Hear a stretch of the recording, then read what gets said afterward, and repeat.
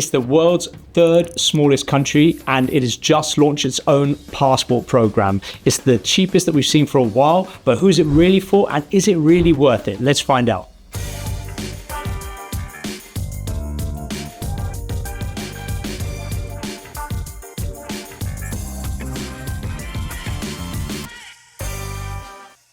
Hi, this is Jeremy from Millionaire Migrant. I left the UK in my 20s, very curious about the world. I became a migrant. I launched my first business overseas, and that business is now one of the world's best-known investment migration firms.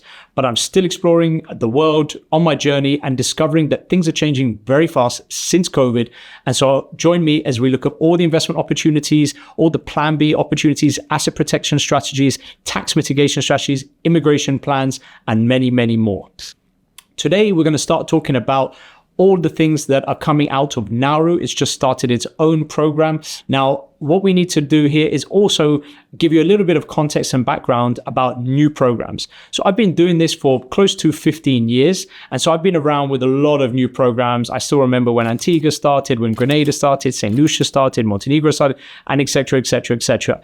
What I've noticed is something I'm just going to let you guys know and just forewarn you about what happens when a new program comes, so that you don't fall into the trap, because maybe you want to be the first and the fastest and you want to be able to show your friends that you were the first to get Nauru. I want you to understand a few things, and we'll explain that a little bit later in the video. Now, what makes it great? Let's give some context. Let's explain the legalese. So you've got Nauru Economic Climate Resilience Citizenship Program. That's its official term. It's a bit long-winded, it's a bit complicated, but ultimately it is really very true because of the challenges that the island is facing currently today. And these challenges is the same challenges that led it to make this decision to launch or formalize its passport program. So much like the Caribbean, you would say, like St. Kitts, when it started, the donation option was called the SIDF, so the Sugar Industry Diversification Fund. St. Kitts started because tourism wasn't enough. The corporate services industry was facing a lot of headwinds. Tourism was seasonal, up and down, hurricanes and so on. And that's why it started its own passport program. And here we are today, and another country, another island, is starting its own. Now, let's look at the program in a little bit more detail. First of all, it's the smallest island country in the world by land area. It's in the Pacific Ocean. So again, some of you will jump to a lot of conclusions that, oh, it's another Vanuatu. I'll come to that in a minute. It's a tropical climate. It has temperatures year round. It has absolutely no tourism because of distance and infrastructure challenges, airlift as well being another. The language is Nauruan, but obviously everyone speaks English in that part of the world. The currency is the Australian dollar. That's the currency that they use. It doesn't have any armed forces. So Australia is effectively responsible for defending the territory. The best way to travel to go there is really go to Australia. And much like you go to Fiji or Vanuatu or Nauru, it's like a 5-hour flight, 4-5-hour flight. Is it worth it? Now, if we go historically back in time, there were times where people were getting the Nauru passport anyway. Even as recently, about a month ago, somebody through someone told me that they could do it. I get a lot of these crazy, Telegram chats with like, oh, hey, we can do this country for this price. I generally ignore it. I'm responsible for my clients and I don't want surprises. But Nauru was looking at that as basically a below the table option. Now that it's changed, it's formalized, it's got a lot of structure behind it, and I think this is very positive for investors and for the country and for the stakeholders in general. The country itself, go back almost 50 years, half a century, was one of the wealthiest countries per capita in the world. It's kind of like Qatar of yesteryear because of the phosphate deposits that it had. But then what happened is it didn't come up with a plan, didn't come up with a diversification plan, and ended up running out of phosphate. And when they ran out, obviously the GDP collapsed by almost 90%. So this is a story, if you will, about how you need to avoid over-reliance on a single resource. We've seen already how the UAE has, well, not UAE, specifically Dubai, has seen the fact that it was running low on oil reserves and turned it all around and became a extremely well-diversified hub for everything from trade to tourism to investment to all sorts. And this is a success story. But Nauru didn't get its plan in order, and now is paying I wouldn't say now is paying a price, but previously was paying a price. Now, hopefully, it's got a brighter horizon. But essentially, this phosphate wealth has disappeared, and the country has fallen into economic collapse. The population of the country is about 11,000 people. It's a tiny population, a tiny island. Now, this can be a good and bad thing, and I will talk about that in a minute when I'm going to talk about what the future holds for that program. Will it be another St. Kitts, or will it be another Vanuatu? Now, talking of Vanuatu, let's look at price. Now, people are going to look at it for Vanuatu because A, it's next to Vanuatu, it's in the same part of the world, it's in the Pacific Ocean, it's an island state. But and then price-wise, it's 105,000. Vanuatu is 130. But then this is where things separate. So what happens with Nauru is the DD is $10,000. You got a passport cost of $500 standard really in the industry. Families of 2 to 4 is about $137,500. So again, price-wise, not too dissimilar from Vanuatu. But families of 5 go from $145K upwards. But if you put everything together with the DD and all that, it's about $165,000, which today is obviously less than it used to be. Less than it is today for the Caribbean option. But if you had made your decision before, back when Dominica single applicant was 100K, or when you had options for a family of 4 in the Caribbean islands, 200, and so on, you would have been getting a much stronger passport, because that is where the key differentiator is Nauru does not have Schengen, unlike the 5 Caribbean options. Does that mean it's more like Vanuatu? Well, kind of. It's kind of like a midway house. Vanuatu does not have any more UK and Schengen options. The difference now doesn't have Schengen just straight out the doors. It does have UK. It does have visa-free to UAE, which actually, incredibly enough, none of the Caribbean countries, despite all the embassies and consulates that they've had over the years in the UAE, don't have either, is very attractive. But it doesn't have Schengen. That is a bit of a deal breaker for a lot of people, not for everybody. It does have the UK. And this is where I think that, yes, it's right next to Vanuatu. But if it can avoid the mistakes that Vanuatu had, is it in basically having 4 different investment options to the same country, which confused a lot of people. The fact that the process was way too fast, had a lot of ways to get around certain requirements. If they can avoid that, I don't think you need to worry about UK losing its agreement with the UK for its visa waiver treaty. The way it's being promoted is that it's 3 to 4 months. I found out one day before the average man on the street, because of obviously I've been in the industry for a while.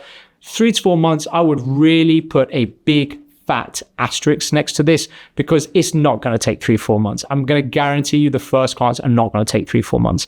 Why? Because basically 2 things. First of all, anything that's going to go 3 to 4 months is really not good. And this is one of the things I told people in Vanuatu. So the Caribbean at the time was about 6, 7, 8 months. Why do you really need it that much faster? The people who really, really, really want it fast, in my experience, are not the people you want to be taking on as clients. Because if someone's really, really in a rush, they're either uneducated in terms of what the other alternatives are, or they are running away from something. And that's one of the things that I remember meeting many, many clients, and they all thank me and just say, yeah, I'm glad I didn't go in that path. People who did Vanuatu did it because ultimately they couldn't apply for the other countries, or they had profiles that were never going to be successful anyway. So they wanted a guaranteed successful application. Yes, but at the same time, at what cost to the program, to the country? Vanuatu, don't get me wrong, still does a lot of business, but it's really into 2 demographics, which is really, I would say, well, one of them we can openly say is Russia. The other one is an interesting one, which I won't mention on camera. And then you've got a mixed bag of the remaining 20%, which is a bit of a mix of people. Now, Nauru, the provisional list of restricted countries, is very similar to what you have in the Caribbean countries, which is Afghanistan, Belarus, Iran, Myanmar, North Korea, Russia, Sudan, and Yemen.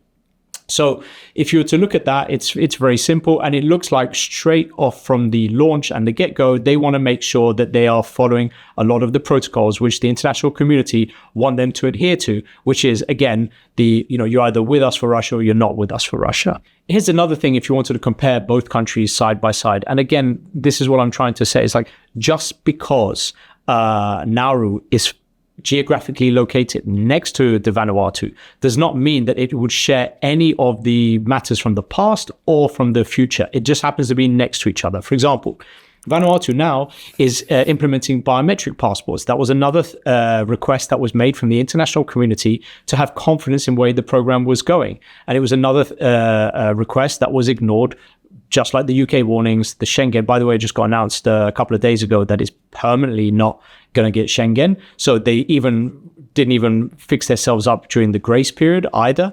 But in Vanuatu, they're now having to get people who want to get the Vanuatu passport to actually turn up to places at biometric centers where you can now get the biometric passports. But now you don't have this. They're going to go straight to the biometric. You don't have to visit that part of the world, and you don't have to visit any other part of the world. So that's an attractive matter. So I see a lot more similarities with the way that the Caribbean is being run. Just because something happened in Dominica doesn't mean it's going to happen in St. Kitts. They're independent countries. So you're just going to have to ignore the fact that they are in the same part of the world. Where it might be a matter of you that the fact that they are in the same part of the world is accessibility. Consular support. Now, this is the challenge. Like, you're not going to have the same level of consular support. Like, islands of Caribbean are between 50 and 100,000 population. So they do have a few consulates around the world. You talk about New York, Taiwan, or China, depending which country. You got the UAE, for example. You've got London, the High Commission. If you go to Nauru, it doesn't have that. So what does that mean? It means if you need to renew your passport, you need to go there for whatever reason. It's an incredibly long flight to get to from any part of the world, unless, of course, you're Australian, in which case, great, you can go there. But you won't be able to do much because guess what? There's no beaches. There's nothing really to do. So that's not really attractive for you either. So if you were to put them as a comparison, I would say that, because of that distance and that how far away it is from everything, it's not attractive. Whereas in the Caribbean, especially if you're North American or if you're in Europe, you can get on a flight. It's Miami's 3.5 hours. UK, I think it's about 8-9 hours flight to the Caribbean. This program has launched. A lot of agents are excited. They're applying for their license. They want to be an authorized agent. I would say Savory and Partners, the company that I'm the CEO of, is also doing the same thing. But me personally, I'm in Millionaire Migrant. What we're doing here is making sure that we take this passport program or any other passport program, and through the support of my government accredited agency, we will take care of the whole thing using 15 years of experience with so many scenarios and so many complicated situations that we have made successful through all the correct protocols, but also implement that into a truly VIP bespoke solution for you as part of a broader strategy, which involves not just that, but also banking, investments, real estate, hedging yourself against future uncertainty around the world. But I'm also going to be able to have access and plug into all of that, the benefits that come with accredited agents. So Savory and Partners has applied for the process. I'm not really sure at this stage how much demand we're really going to have. I think it's a very niche product. I would say that maybe if you're on a limited budget and you missed the boat with the Caribbean, we told many people for a long time that the prices were going up, that nothing ever lasts forever. Some people listen to us, some people don't. And now look at the cost of the EU Golden Visa programs, look at the cost of the Caribbean.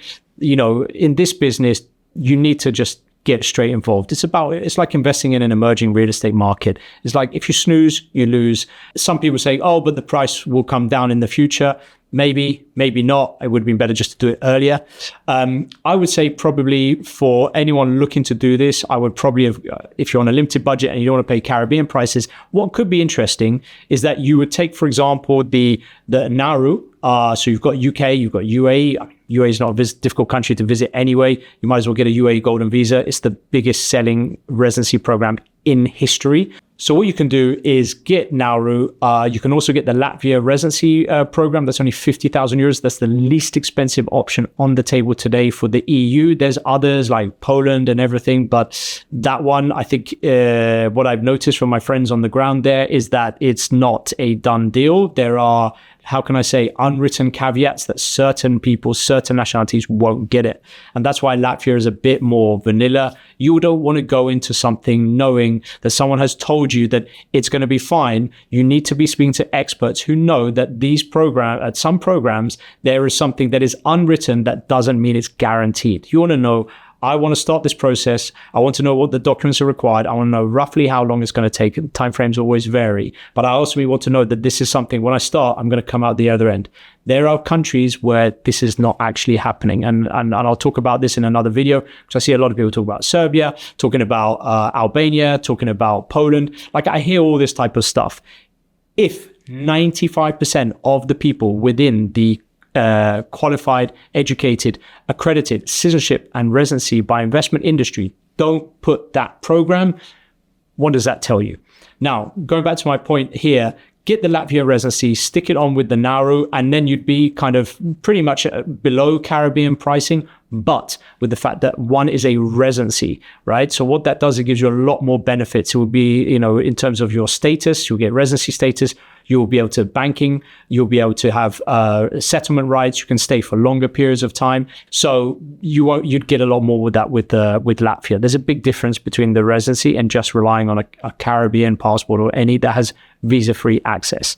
I'd say this is a broader diversification strategy. Some of you like to be able to get passports just for a bar story. I'm starting to see a lot of clients that come back for their third and fourth passports, trying to collect them, trying to collect different colors. If you've seen the news, you'll see that St. Kitts now is moving to red passports. So a lot of people there will be very happy getting a different color. It's not bright green like the Vanuatu one, which I have a lot of friends in Vanuatu, very good friends. We've done business with them, but it's not a country I ever felt comfortable with. I felt that a lot of people were doing it. It was the agents pushing it. And I don't think they did it on purpose, but I don't think they really had the experience to kind of put it side by side with other programs and how rigorous and stringent the due diligence process was, especially, and just generally how the program was structured. And I think that comes from experience, and that's why we have a lot of happy customers and very few Vanuatu unhappy customers. So I hope that this has been a good beginner's guide from a experienced authority on this topic. And I look forward to hearing your comments. Maybe you agree with me, maybe you don't agree with me, and I'll see you on the other side.